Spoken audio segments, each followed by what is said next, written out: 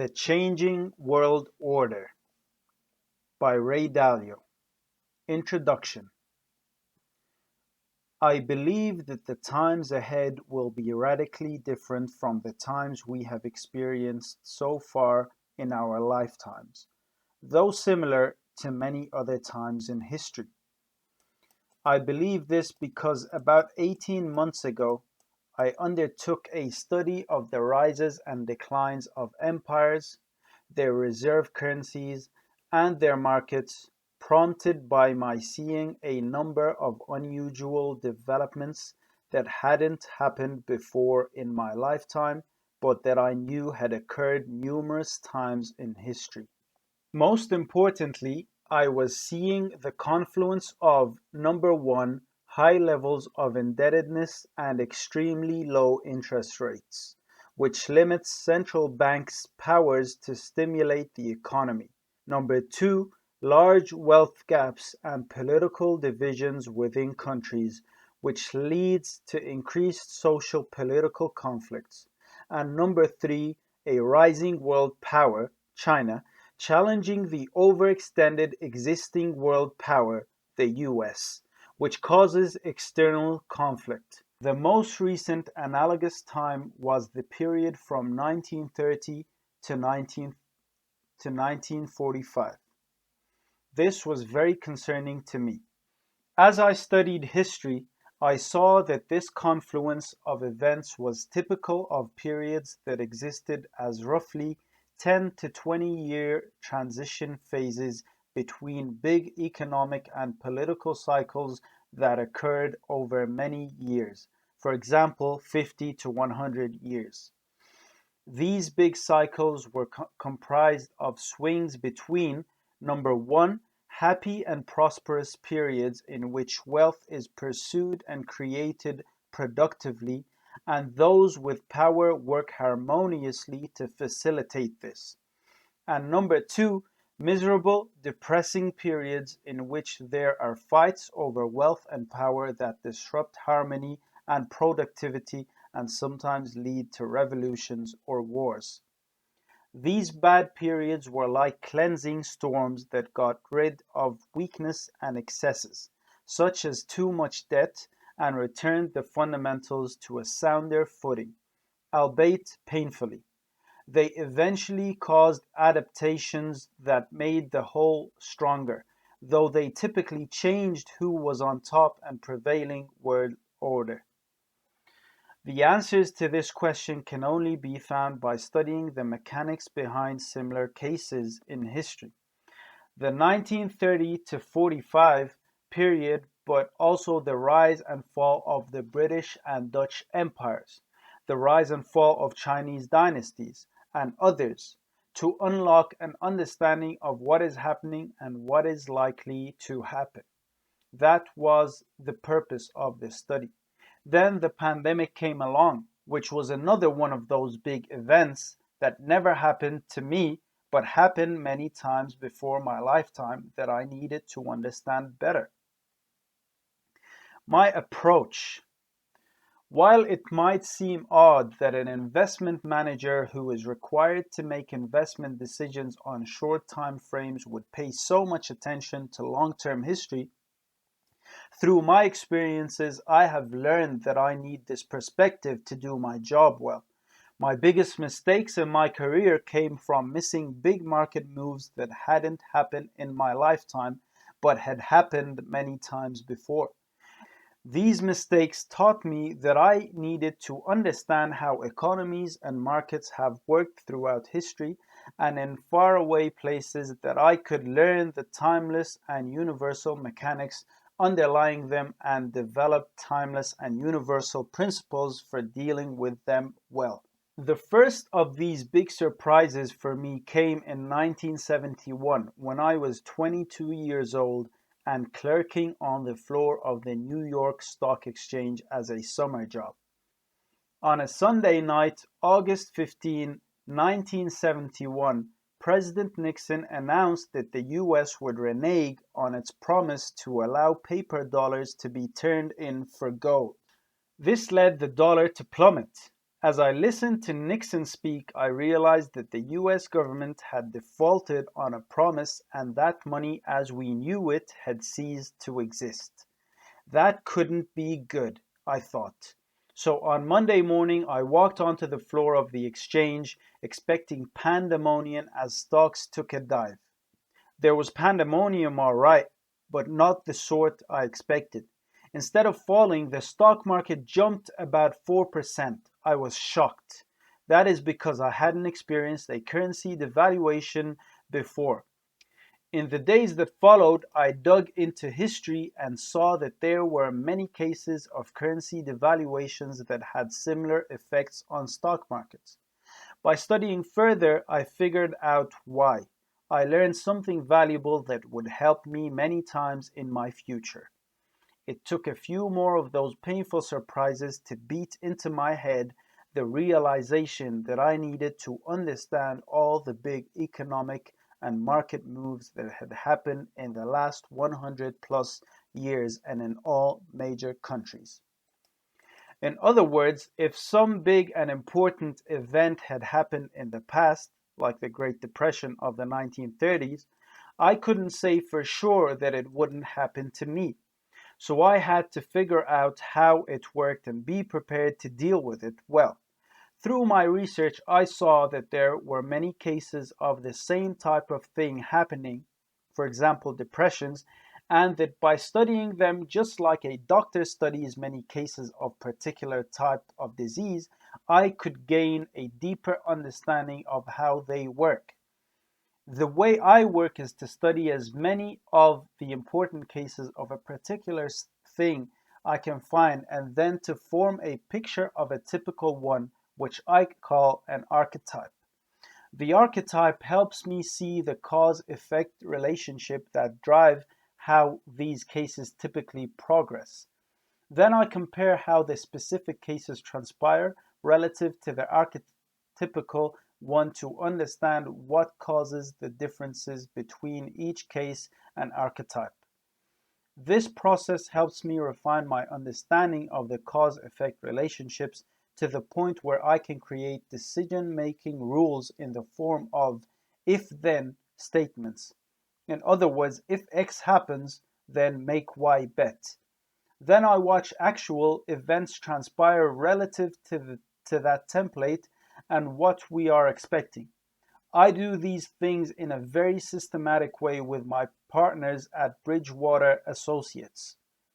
If events are on track, we continue to bet on what typically comes next, and if events start to deviate, we try to understand why and course correct. My approach is not an academic one created for scholarly purposes. It is a very practical one that I follow in order to do my job well. You see, as a global macro investor, the game I play requires me to understand what is likely to happen to economies better than the competition does. From my years of wrestling with the markets and trying to come up with principles for doing it well, I've learned that number one, one's ability to anticipate and deal well with the future depends on one's understanding of the cause-effect relationship that make things change. And number two, one's ability to understand these cause-effect relationships comes from studying how they have played out in the past. How practical this approach has been can be measured in Bridgewater's performance track record over several decades. This approach affects how I see everything. Having done many such studies in pursuit of timeless and universal principles, I've learned that most things, for example, prosperous periods, depressions, wars, revolutions, bull markets, bear markets, etc., happen repeatedly through time. They come about for basically the same reasons, typically in cycles, and often in cycles that are as long or longer than our lifetimes. This has helped me come to see most everything as another one of those, just like a biologist, upon encountering a creature in the wild, would identify what species or one of those the creature belongs to. Think about how that species of thing works and try to have and use timeless and universal principles for dealing with it effectively. Seeing events in this way helped shift my perspective from being caught in the blizzard of things coming at me to stepping above them to see their patterns through time. The more related things I could understand in this way, the more I could see how they influence each other. For example, how the economic cycle works with the political one, and how they interact over longer periods of time. I also learned that when I paid attention to the details, I couldn't see the big picture, and when I paid attention to the big picture, I couldn't see the details. Yet, in order to understand the patterns and the cause effect relationships behind them, I needed to see with a higher level, bigger picture perspective and lower level, detailed perspective simultaneously, looking at the interrelationships between the most important forces over long periods of time. To me, it appears that most things evolve upward, in other words, improve over time, with cycles around them, like an upward pointing corkscrew.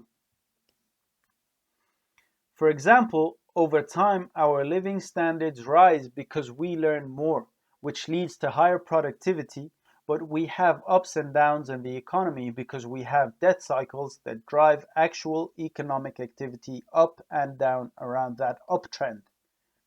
I believe that the reason people typically miss the big moments of evolution coming at them in life is that we each experience only tiny pieces of what's happening. We are like ants preoccupied with our jobs of carrying crumbs in our minuscule lifetimes instead of having a broader perspective of the big picture patterns and cycles, the important interrelated things driving them, and where we are within the cycles and what's likely to transpire. From gaining this perspective, I've come to believe that there are only a limited number of personality types going down a limited number of paths that lead them to encounter a limited number of situations to produce only a limited number of stories that repeat over time. The only thing that change are the clothes the characters are wearing and the technologies they are using. This study and how I came to do it. One study led to another that led me to do this study. More specifically, studying money and credit cycles throughout history made me aware of the long-term debt cycle, which typically lasts about 50 to 100 years, which led me to view what is happening now in a very different way than if I hadn't gained that perspective. For example, before interest rates hit zero and central banks printed money and bought financial assets in response to the 2008-2009 financial crisis, I had studied that happening in the 1930s, which helped us navigate that crisis well. From that research, I also saw how and why these central bank actions pushed financial asset prices and the economy up, which widened the wealth gap and led to an era of populism and conflict. We are now seeing the same forces at play in the post-2009 period. In 2014, I wanted to forecast economic growth rates in a number of countries because they were relevant to our investment decisions. I used the same approach of studying many cases to find the drivers of growth and come up with timeless and universal indicators for anticipating countries' growth rates over 10-year periods. Through this process, I developed a deeper understanding of why some countries did well and others did poorly. I combined these indicators into gauges and equations that we use to produce 10-year growth estimates across the 20 largest economies. Besides being helpful to us, I saw that this study could help economic policymakers because by seeing these timeless and universal cause-effect relationships, they could know that if they changed X, it would have Y effect in the future.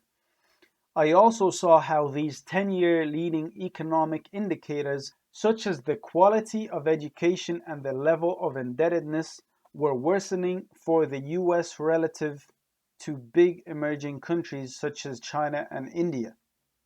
This study, called Productivity and Structural Reform: Why Countries Succeed and Fail, and What Should Be Done So Failing Countries Succeed. Soon after the Trump election in 2016, and with increases in populism in developed countries becoming more apparent, I began a study of populism. That highlighted for me how gaps in wealth and values led to deep social and political conflicts in the 1930s that are similar to those that exist now. It also showed me how and why populists of the left and populists of the right were more nationalistic, militaristic, protectionist, and confrontational, and what such approaches led to. I saw how strong the conflict between the economic, political left and right could become, and the strong impact this conflict has on economies, markets, wealth, and power, which gave me a better understanding of events that were and still are transpiring. From doing these studies and from observing numerous things that were happening around me, I saw that America was experiencing very large gaps in people's economic conditions that were obscured by looking only at economic averages. So I divided the economy into quintiles.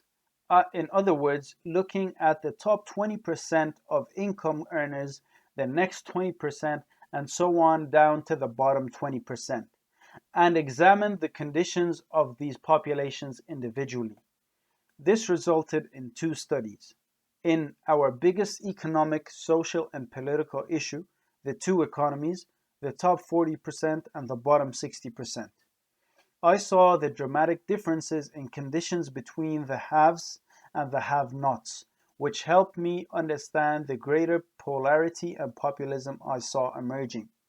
Those findings, as well as the intimate contact my wife and I were having through her philanthropic work with the reality of wealth and opportunity gaps in Connecticut communities and their schools, led to the research that became my Why and How Capitalism Needs to Be Reformed study. At the same time, through my many years of international dealings in and research of other countries, I saw a huge global economic and geopolitical shift taking place, especially in China. I have been going to China a lot over the last 35 years, and I'm lucky enough to have become well acquainted with its top policy makers. This has helped me see up close how remarkable the advances in China have been and how excellent the capabilities and historical perspectives that were behind them are.